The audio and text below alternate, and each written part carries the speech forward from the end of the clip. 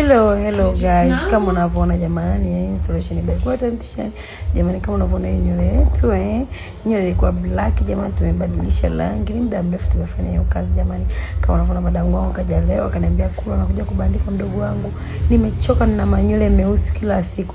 Nikamwambia usijali, mimi nitakufanya uonekane muonekano mpya. Jamani, hiyo nywele sio mpya, nimeibadilisha rangi. Angalia ilivyopendeza. Yaani hapo unaiona tu kwenye mafuta, lakini rangi ni nzuri. Tajiri yangu kaipenda, nimebadilisha vizuri. Yaani nilikuwa nimetulia, nywele imefanywa treatment, nywele haijakacha. Kuna wale ambao wanabadilishwa nywele rangi, watu wanatumia mabichi tu.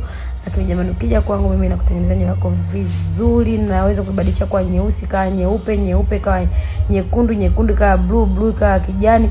Yaani kama unavyoona, angalia nywele ilivyopigwa pasi, imenyooka, nywele imechambuka kama mpya. Ukiangalia kwa mbali kwa haraka unaweza kusema ni Vietnam, lakini ni ya kawaida tu kwa sababu imepigwa pasi, imebadilishwa rangi vizuri, imewekwa conditioner, nywele haijakacha wala haichuji. Kwa hiyo ukitaka uone nywele nyeusi sana, umechoka mrembo wangu, na kushauri njoo kwa Quarter Mtishani hapa nikubadilishie rangi, upendeze, uwe muonekano mpya. Maana watu wanajua kila siku nywele nyeusi, mtu anajua fulani yule kapita. Badilika muonekano. Kuna rangi za kizungu kama hizi hapa ambao mpendi rangi kila mtu anamuingia. Awe mweusi, awe mweupe, awe chokoleti, awe cheusi mangala kama kulu hapa, inakuingia hii rangi maia. Wae muda mchache.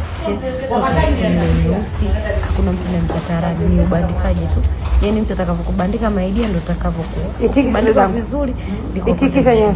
Ukienda huko sehemu kale machokolo kwinyi huko ndio utakutana na kisanga. Bye bye. Yaani utasema